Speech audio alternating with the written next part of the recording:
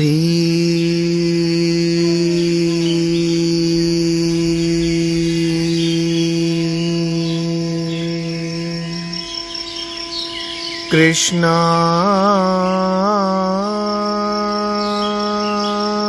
कृष्णाय वासुदेवाय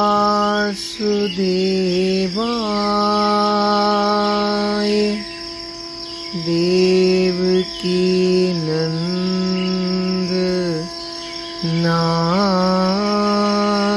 च नंद गोप कुमाराय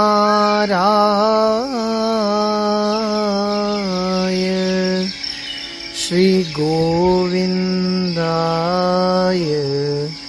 नमो नमः। भक्ति भक्त भगवंत गुरु चतुर नाम वपु एक, तिनके पग वंदन किए, नासहि विघ्न अनेक। मेरी भव बाधा हरौ श्री राधा नागर दोय, जातन की झाई परे, श्याम हरित द्युति होय। बंदौ गुरुपद कंज, कृपा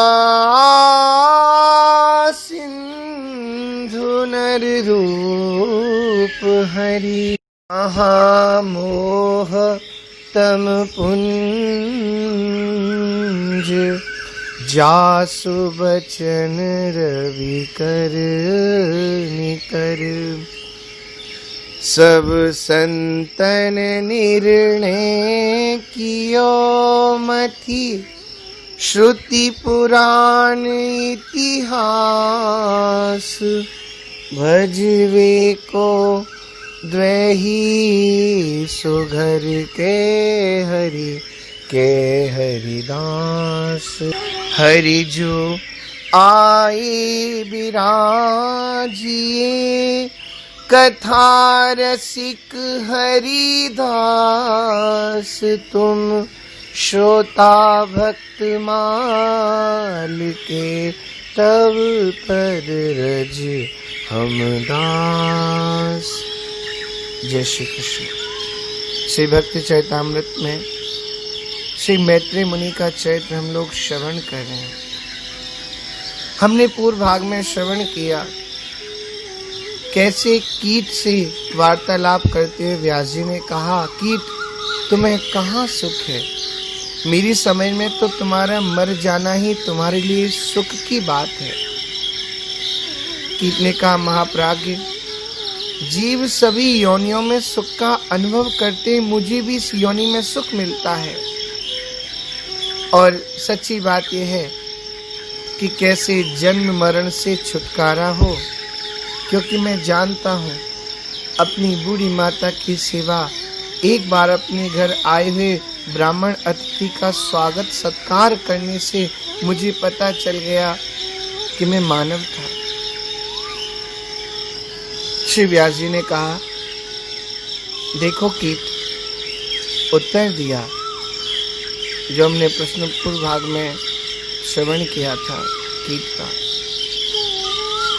क्योंकि इस समय तुम्हारी धर्म के प्रति श्रद्धा है, अतः तुम्हें धर्म अवश्यमेवं प्राप्त होगा। तुम भय न करो, मैं जब तक तुम्हारे उद्धार का मार्ग प्रशस्त नहीं हो जाएगा, तब तक सभी योनियों से शीघ्र छुटकारा तुम्हें दिलाता रहूंगा। जब तुम पवित्र ब्राह्मण कुल में जन्म लोगे, तो उस समय मैं तुम्हारे पास आकर ब्रह्म विद्या का उपदेश करूंगा। तथा तुम जिस लोक में जाना चाहोगे मैं तुम्हें वहीं पहुंचा दूंगा। श्री व्यास जी के इस प्रकार आश्वासन देने पर वह कीड़ा गाड़ी के पहिए के नीचे दबकर मर गया। कालांतर में वह कीड़ा विविध योनियों में जन्म लेता हुआ क्षत्रिय कुल में उत्पन्न हुआ और व्यास जी के उपदेश से धर्म पूर्वक प्रजा पालन करते हुए चौथापन आने पर वन में जाकर थोड़े ही समय में परलोकवासी होकर प्रजा पालन रूप धर्म के प्रभाव से, क्योंकि वह राजा था, ब्राह्मण कुल में जन्म पा गया। सेवा की सबकी उसने, धर्म पूर्वक प्रजा का पालन किया और जैसा कि नियम है चौथे पन जाइए नृप कानन, थोड़े समय में ही उसने इस अपने धर्म पालन प्रजा पालन के भाव से ब्राह्मण कुल में जन्म पा लिया। जब वह 5 वर्ष का हुआ तभी व्यास जी ने उसे सारस्वत मंत्र का उपदेश कर दिया।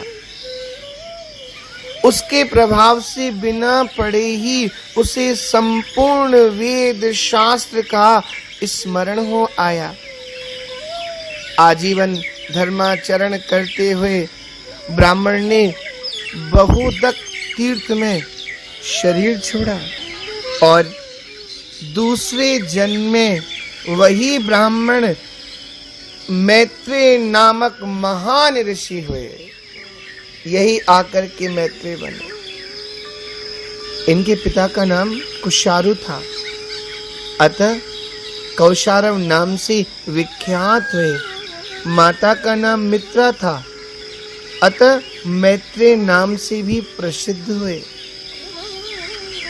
इन्होंने श्री व्यास जी के पिता श्री पाराशर जी से विष्णु पुराण और बृहत पाराशर होरा शास्त्र नामक विशाल ज्योतिष ग्रंथ का अध्ययन किया था।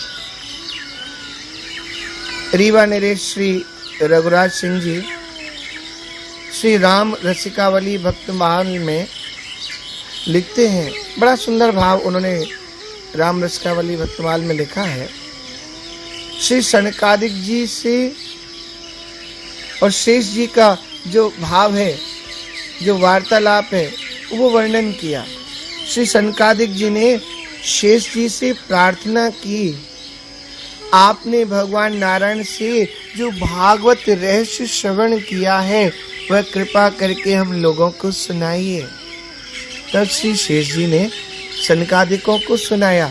फिर सनकादिकों ने बृहस्पति जी को इसको सुनाया। श्री बृहस्पति जी ने श्री पाराशर जी को सुनाया।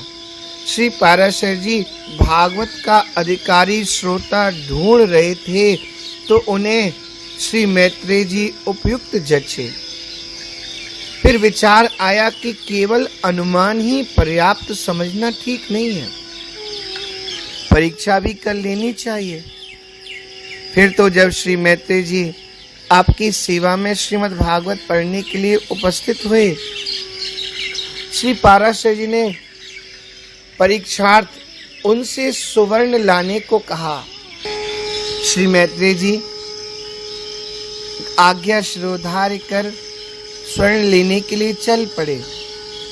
मार्ग में विचार करते हैं कि लोक भाषा में सुवर्ण सोना को कहते हैं, परंतु सोने में कलयुग का निवास होता है, समस्त दोषों का भंडार है और गुरुजी इस बात को जानते हैं। अतः गुरुजी का सुवर्ण धातु से अभिप्राय नहीं हो सकता। निश्चय ही परमार्थिक सुवर्ण भगवान से ही तात्पर्य होगा। इस पर वो अपना भाव मनी मन प्रकट करने लगे कि क्या करें, क्या विचार करें। समझ गए गुरुदेव है तो ठाकुर जी से संबंधित कुछ कहा होगा, क्योंकि एक शब्द के कई अर्थ हो जाते हैं। फिर तो श्री गंडकी की शिला यानी शालिग्राम जी को सुंदर स्वरूप में उन्होंने दर्शन किया और सुंदर से शालिग्राम जी लेकर के श्री पाराशर जी के पास आकर के बोले, गुरुजी मैं सुवर्ण ले आया। श्री पाराशर जी ने कहा, यह तो शिला है, स्वर्ण कहाँ है, सुवर्ण कहाँ है, तुम मुझे ठग रहे हो। मैत्रेय ने कहा, वास्तविक स्वर्ण तो भगवान ही है और ये शिला साक्षात भगवत स्वरूप है, ऐसा वेद पुराण कहते हैं। अतः मैंने यही सुवर्ण, सुवर्ण का अर्थ एक सुंदर वर्ण वाले, तो संसार में सुंदर वर्ण वाले तो हमारे ठाकुर जी हैं, भगवान ही है ना। इसलिए मैंने यही सुवर्ण आपकी सेवा में प्रस्तुत किया।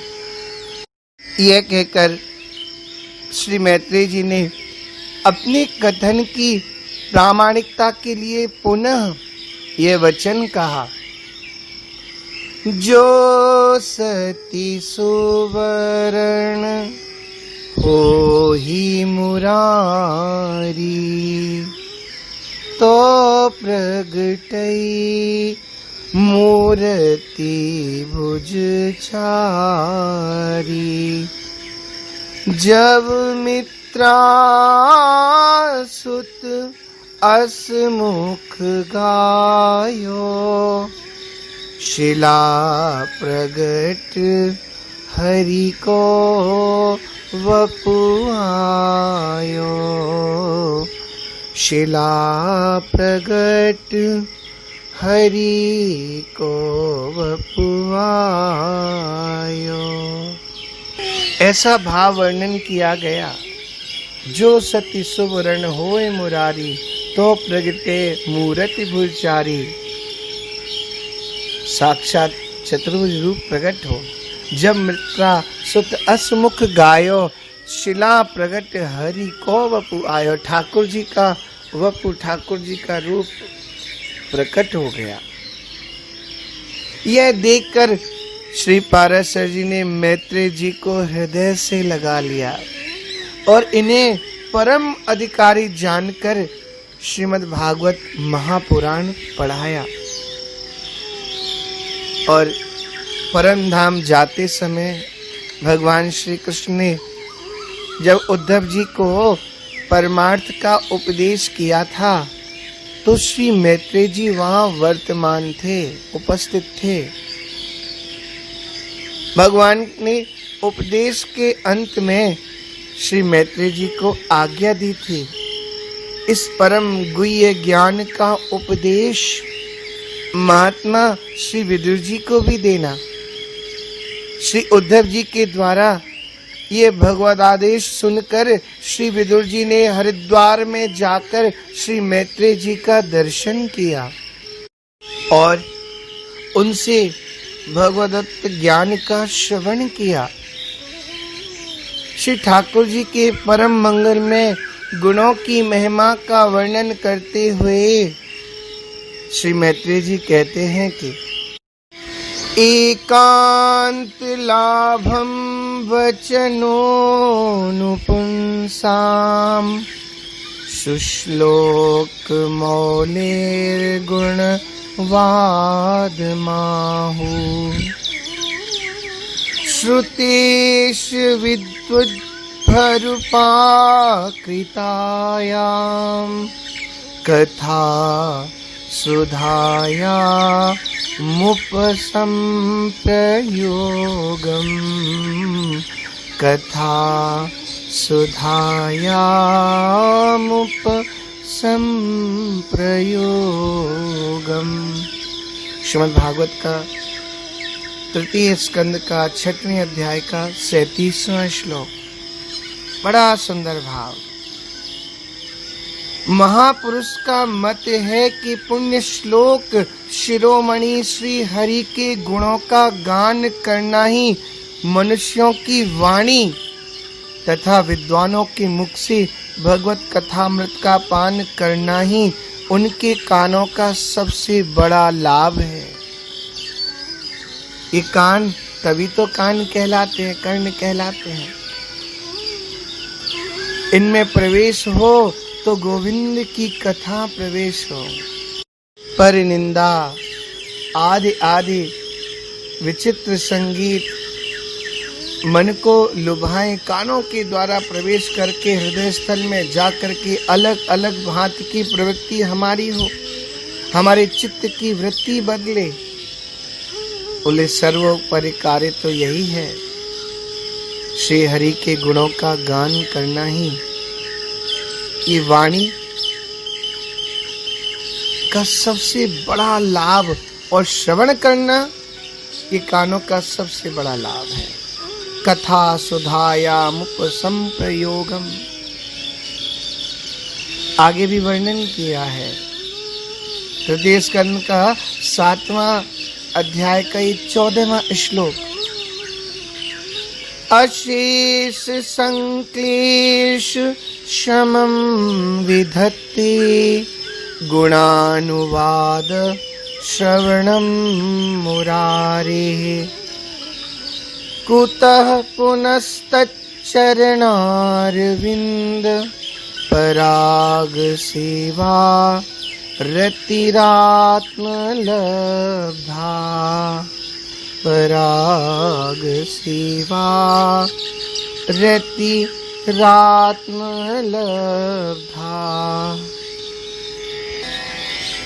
श्री कृष्ण के गुणों का वर्णन एवं श्रवण अशेष दुख राशि को शांत कर देता है। फिर यदि हमारे हृदय में उनके चरण कमल की रज के सेवन का प्रेम जग पड़े तो कहना ही क्या। और सत्य बात है, ठाकुर जी के गुणों का वर्णन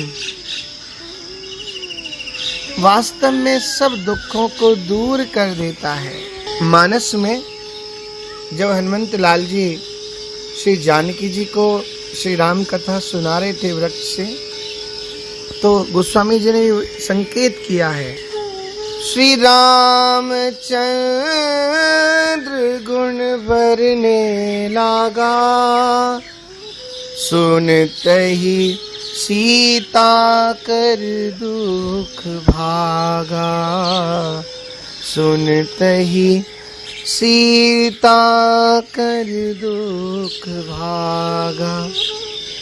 जब हनुमान जी महाराज श्री जानकी जी को श्री रामचंद्र जी के गुणों का वर्णन कर करके सुनाने लगे, तो जो दुख माँ जनक नंदी के हृदय में था वह दुख तुरंत की तुरंत दूर हो गया। केवल कैसी, बोले सुनते ही सीता कर दुख भागा, श्रवण मात्र से ही वह दुख दूर हो गया। अशेष संक्लेश शमं विधत्ते गुणानुवाद श्रवणं मुरारेः। केवल गोविंद के गुण श्रवण करने से समस्त अशेष दुख राशि को वो शांत कर देता है। इसलिए कथा हमको बड़े भाव और प्रेम से श्रवण करनी चाहिए कि जो दुखों की राशि को नष्ट कर दे। लोग कहते कथा सुनने से होता क्या है। ये मैत्रेय मुनि का चरित्र है जो इस बात को प्रमाणित कर रहा है। कथा सुनने से समस्त दुखों का नाश होता है। ठाकुर जी का गुणगान करने से समस्त पाप राशि दुख का समूह ये सब नष्ट हो जाता है। आगे भी वर्णन किया, को नाम लोके पुरुषार्थ सारवित पुराण कथा नाम भगवत कथा सुधाम आपीय कर्णांजलिभिर्भवापहा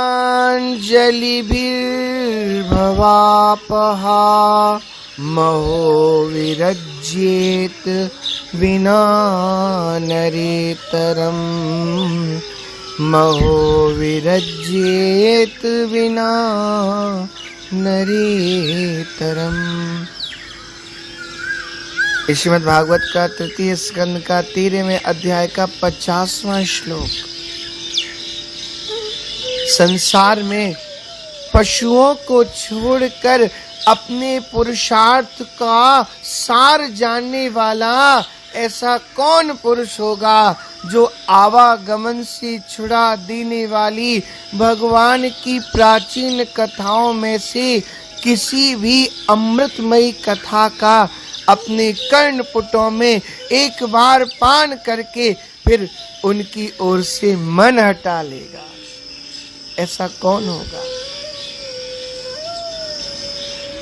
ऐसा भाव श्री विष्णु पुराण सुनाने के उपरांत श्री पाराशर जी ने इनसे कहा कि तुम इस पुराण को कलयुग के अंत में शनि को सुनाओगे। इससे सिद्ध होता है कि चिरंजीवी हैं, क्योंकि कलयुग तक इनको रहना है और अब भी किसी न किसी रूप में मैत्रेय मुनि इस धराधाम पर विराजमान है, विद्यमान है। ये हमेशा प्रभु प्रेम में मग्न रहते हैं और इनकी ग्रीवा आनंद भार से झुकी रहती है। श्रीमद् भागवत का ही वर्णन है 3 स्कंद के 4 अध्याय में कहा 10वां श्लोक। तस्यानुरक्तस्य मुनेर्मुकुन्दः प्रमोद भावानत कंधरस्य प्रमोद भावानत कंधरस्य। प्रभु के प्रेम में, भाव में इनकी ग्रीवा आनंद भार से झुकी रहती है और कई संतों का ऐसा दर्शन भी होता है, उनकी दृष्टि नीचे, ऐसे कंधे झुके रहते हैं। हमारे श्री गिरिराज जी वाले पूज्य बाबा महाराज वो ही प्राय ऐसे ही दर्शन कराते थे अपने। आगे जयति हरि मित्र जग मित्र मित्रासुवन ऋषि प्रवर योग निधि तत्वदर्शी ज्ञान वैराग्य श्री भक्ति दाता तथा सिद्ध वक्ता सदा रंग बरसी मोह मद कोह लोहा वरण में परे जीव जंजाल जंगल न छाड़े सो कृपा अब करो पथ अनुसरो मोह माया अमंगल न माड़े मोह माया अमंगल न माड़े। जग मित्र मित्रासुवन ऐसे मैत्रेय मुनि जिनका ठाकुर के प्रति अपार प्रेम, अगाध प्रेम और अपने गुरुदेव का भी परिपूर्ण वरद हस्त जिनके मस्तिष्क पर विराजमान, जिन्होंने ठाकुर जी के कथा का इतना सुंदर भाव वर्णन करके सुनाया कि कष्टों को नष्ट करना है तो आकर के गोविंद के गुणों को, उनकी कथा को श्रवण कर लो। गुणानुवाद श्रवणम मुरारे। तो ऐसे मैत्रेय मुनि जिन्होंने श्री विदुर जी को भी बहुत सुंदर ढंग से गोविंद की कथा श्रवण कराई, वो भी श्री ठाकुर जी के आज्ञा आदेश से, और बड़ा सुंदर भाव श्रीमद् भागवत के अंतर्गत भी मैत्रेय मुनि के द्वारा श्रीमद् भागवत के माध्यम से ही हम लोग श्रवण कर पाते हैं। तो ऐसे अद्भुत संत ऐसे ठाकुर जी के परम प्रिय मैत्रेय मुनि को हम सब प्रणाम करें, नमन करें। बोलो श्री मैत्रेय मुनि महाराज की जय। जय श्री कृष्ण।